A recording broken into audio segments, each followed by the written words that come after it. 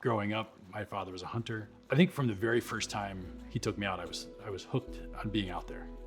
I hunt for food, but there's a whole experience with it. There's a whole interaction with the environment. To be part of the interaction of not just me and a deer, but me and the squirrel and the chipmunk, or just to see the eagle fly over while you're there. It's just, they truly are majestic. It's crazy.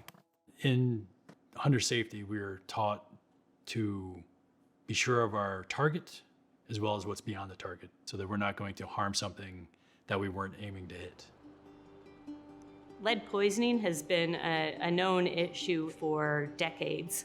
Lead has been taken out of things like gasoline and paint. We identified that lead ammunition for hunting is being used by the public, and we wanted to make sure that people were aware that it does present problems for both wildlife populations and for human health. So in December of 2020, the New York State Department of Environmental Conservation formed the NonLead Working Group, which consists of people from the Department of Environmental Conservation, the Department of Health, Cornell's Wildlife Health Program, and some other organizations, to look at what are the hazards of lead hunting ammunition and ways to minimize the impacts of that ammunition. Lead ammunition is a softer metal, so that when a lead bullet hits a target, say a deer, it fragments into a lot of little pieces of lead that can move quite a distance away from the wound channel. With a non-lead ammunition like a copper, it primarily stays together as it goes through the animal. Eagles are sort of a good poster species for issues because people tend to pay attention to them as an American icon. Eagles acquire lead by scavenging the organs that are left behind after a hunter field dresses a deer, or if an animal is shot and it's not recovered. A fragment as small as a grain of rice can kill a bald eagle. We had an eagle come in recently from the Janet L. Swanson Wildlife Hospital that had been submitted from a wildlife rehabilitator. That eagle received a full diagnostic necropsy. Then when we tested the liver for lead, we found that it was 145 parts per million, and anything over 20 parts per million for the liver is considered toxic. It's hard to argue with what everybody's finding in terms of lead being toxic, and toxic to especially birds of prey. So I would say that, so the next conservation act that hunters can get behind and push would be using non-lead ammo. But it can be difficult to find. This year, I went to 4 different locations to try to find non-lead ammo. I would say it's a supply and demand issue. I don't think there's many hunters that demand non-lead.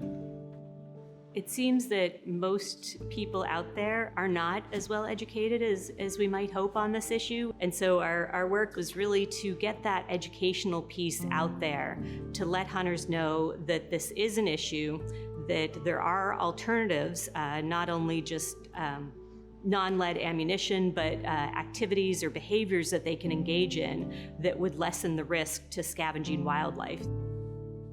When Kristen came to me with this project that she'd developed in conversations with the DEC, the request was to develop a video that could be used in the hunter education courses. And so from our perspective as risk scholars, it's important for people to engage with the information and come to an informed judgment about what's important for them. But we want to provide the information in a way that they can weigh it and weigh the pros and cons and engage with that.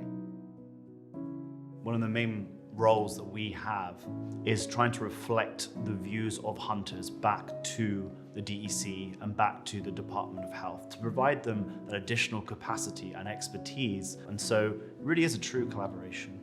For us, it's not trying to impose on hunters that we think you should switch from lead to non-lead ammunition. It's showing we genuinely believe that this is an important part of the future of environmentally conscious hunting, where hunters have been the leaders for over a century. I value the relationship with Cornell and their wildlife health program. Bringing this topic to the forefront and working with us to both educate our instructors and educate new hunters, and giving us some tools to do that. We were able to answer, does lead have a population impact? And the answer was yes. And while that impact might not be enormous to some people, the fact that it is something that we can control, in a world where we can't control a whole lot of things, people can make choices about what they use for hunting. And I think that is where the research is inspiring, that we're directly trying to give this back to people to inform their choices.